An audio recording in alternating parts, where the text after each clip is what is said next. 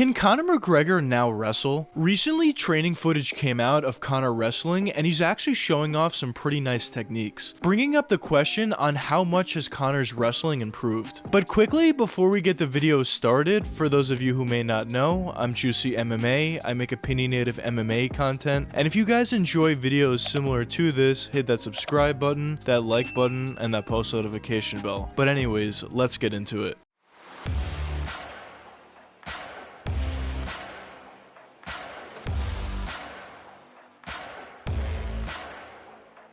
Conor McGregor has always been known as a striker, and his game has really been carried by that great striking ability. The fact that he had so much power in his left hand, great boxing overall, great kicks, nice knees and elbows and close even, he just had a very complete stand-up ability. And that stand-up ability really made him a great fighter. But if there are one or two things you can say negatively about Conor's game, the first thing that comes to mind is definitely cardio, but the second is his wrestling ability, or lack thereof. And that wrestling deficiency really showed up in a couple different matchups, most significantly in the Khabib matchup, but also in the Chad Mendes fight to a lesser extent. Now, of course, both of those guys are very high level wrestlers, especially Khabib, and you could never expect Conor to be at that level, of course. But the point that I'm trying to make is if he had a little bit better wrestling, he could have at the very least been able to stuff takedowns and keep the fight on the feet a little bit longer. Now, in the Chad Mendes matchup, it didn't end up mattering all that much as he did win and he was able to get up eventually once he was on the ground for a decent amount of time. But the point that I'm trying to make is having good wrestling in terms of takedown defense or just being able to get up off the ground once you're already there, of course, is going to be a benefit for a guy like Conor who thrives with his striking ability. But something that some of you may be thinking is those matchups were in the past, so why should Conor care about wrestling at this point? Well, when you look at some potential matchups for Conor in the lightweight division, you talk about Michael Chandler, Islam Makhachev even, Charles Oliveira potentially,